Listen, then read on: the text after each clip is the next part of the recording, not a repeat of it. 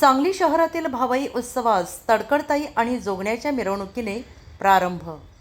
सांगलीतील भावई उत्सवास तडकडताई आणि जोगण्याच्या मिरवणुकीने प्रारंभ झाला आहे. दरवर्षीच्या प्रथेप्रमाणे ज्येष्ठ अमावास्या भावई उत्सवास सांगलीत प्रारंभ होत असतो. सांगलीत दरवर्षी बाळगोपाळांच्या आकर्षणाचा हा एक केंद्रबिंदू आहे. आज दरवर्षीच्या प्रथेप्रमाणे सायंकाळी ठीक 5 वाजता भावई उत्सवास तडकडताईच्या आणि जोगण्याच्या मिरवणुकीने सुरुवात झाली. बाळगोपाळांनी मोठ्या प्रमाणात मिरवणुकीत गर्दी केली होती.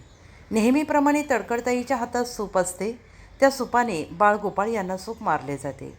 त्याचबरोबर वर्षभर मुले आजारी पडत नाही अशी श्रद्धा वर्षानुवर्ष सांगलीच्या परंपरेत आहे. सांगलीतील बंधारा असणाऱ्या ठिकाणी तडकडताईचे लग्न लावले जाते.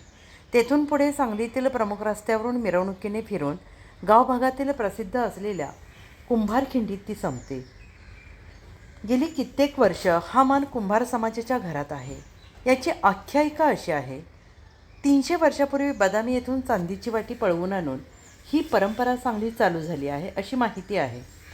जवळपास तडकडताई उत्सव 15 दिवस चालतो. या काळात तडकडताईला घरोघरी गेले असता धान्य आणि पैसे दिले जातात. दुसऱ्या दिवशी दरवर्षीच्या परंपरेप्रमाणे विविध देवालयाच्या ठिकाणी गुरव समाजाच्या वर्शिली बदलली जाते.